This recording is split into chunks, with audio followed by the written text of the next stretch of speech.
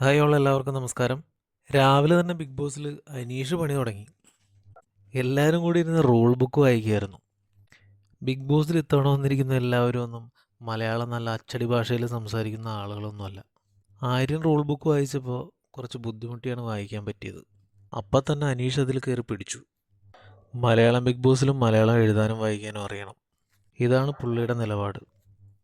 പിന്നെ അങ്ങോട്ട് കണ്ടത് പുള്ളീനെ എല്ലാവരും നോക്കി വെച്ചിരുന്ന പോലെയാണ്. ഇവിടെ ആവശ്യത്തിന് എല്ലാവർക്കും മലയാളം എഴുതാനും വായിക്കാനും അറിയാമെന്ന് ആരോ ഒരാൾ പറഞ്ഞു. പിന്നെ അങ്ങോട്ട് എല്ലാവരും ചേർന്നത് ഏറ്റുപിടിക്കുകയായിരുന്നു. അഭിലാഷ് അനീഷിൻ്റെ പുറകിൽ നിന്ന് മാറുന്നുണ്ടായിരുന്നില്ല. അതേ കാര്യം തന്നെ പറയായിരുന്നു. അനീഷാണെങ്കിലോ മലയാളം എഴുതാനും വായിക്കാനും അറിയണം, മലയാളം എഴുതാനും വായിക്കാനും അറിയണം. ഇത് തന്നെ റിപ്പീറ്റ് ചെയ്തുകൊണ്ടിരിക്കുകയായിരുന്നു. അപ്പാനിശരത്തും അക്ബറും ഒക്കെ പറഞ്ഞു നോക്കിയെങ്കിലും അനീഷിനൊരു കുലുക്കുമില്ല. പറഞ്ഞത് തന്നെ റിപ്പീറ്റ് ചെയ്തുകൊണ്ടിരുന്നു. ചുരുക്കം പറഞ്ഞ അനീഷ് അവിടെയുള്ളവരെല്ലാവരും ഒന്ന് പിടിച്ച് കുലുക്കി, അറ്റ്ലീസ്റ്റ് ഇറിറ്റേറ്റ് ആക്കി. ഇറിറ്റേറ്റിംഗ് സ്ട്രാറ്റജി ആണെന്ന് തോന്നുന്നു അനീഷിൻ്റെ കയ്യിലുള്ള ആയുധം.